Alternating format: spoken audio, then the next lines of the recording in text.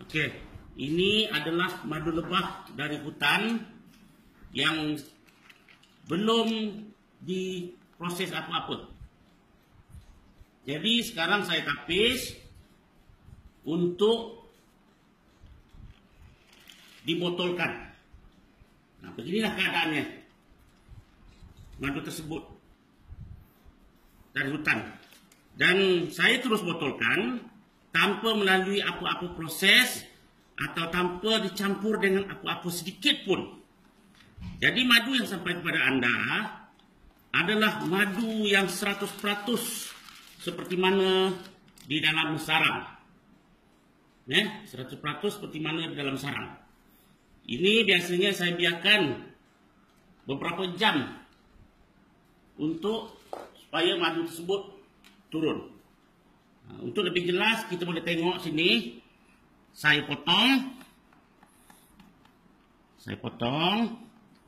Tuan boleh tengok. Ini penuh dengan madu di dalamnya. Tuan-tuan semua boleh tengok. Nampak? Macam mana rupanya? Nah. Dekat situ. Tengok lagi.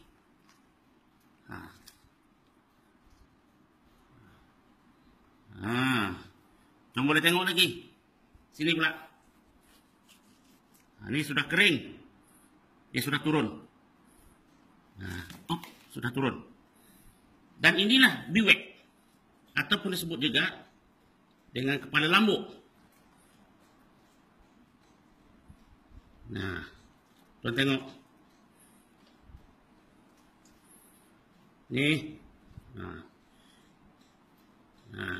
InsyaAllah, siapa yang pergi markas malam ni akan dapat madu ini. Ya, insyaAllah. Boleh dapatkan di markas Pasir Petaling malam ini. Okay.